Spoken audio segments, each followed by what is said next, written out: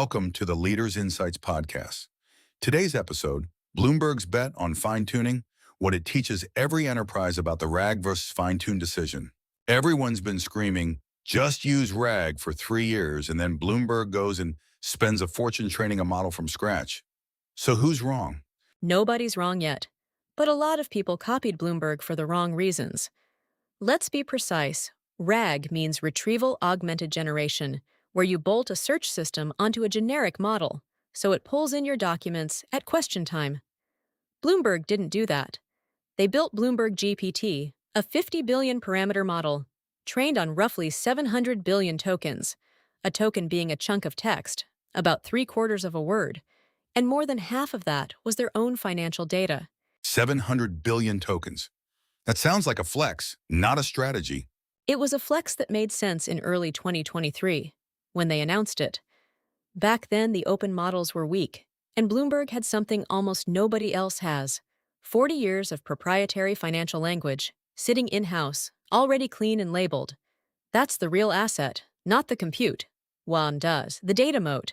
But here's the uncomfortable part. It's 2026. GPT-class models have moved twice since then. Is Bloomberg's GPT already a museum piece?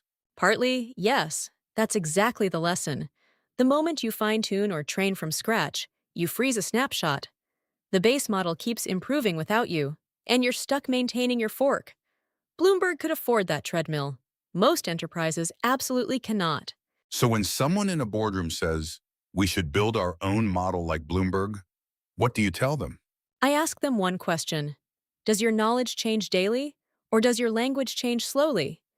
If your problem is the model doesn't know today's contract terms, that's a knowledge problem.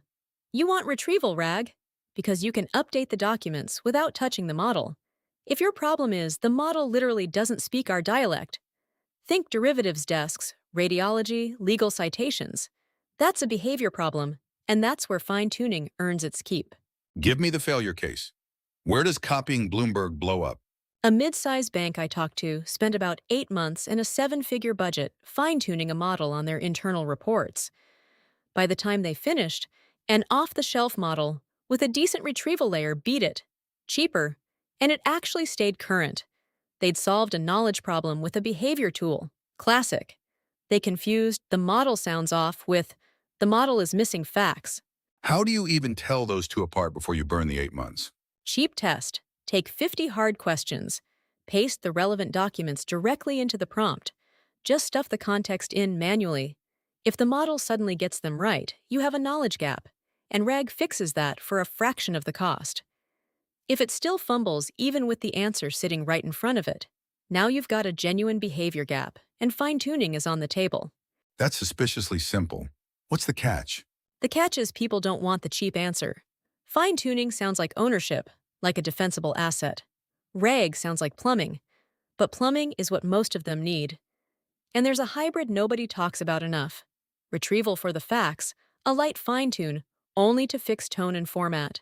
Bloomberg's own follow-up work leaned harder on retrieval too, because even they couldn't retrain fast enough to keep facts fresh. So even Bloomberg quietly admitted the from-scratch bet had limits. They didn't renounce it.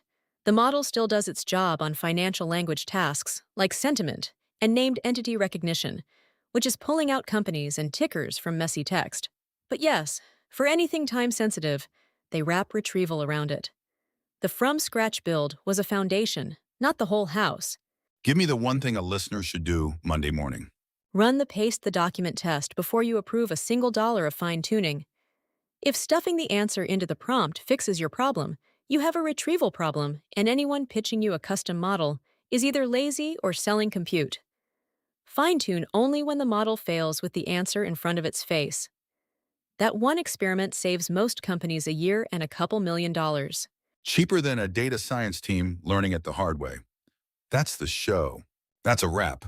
Fresh AI briefings drop daily at mba-training.com.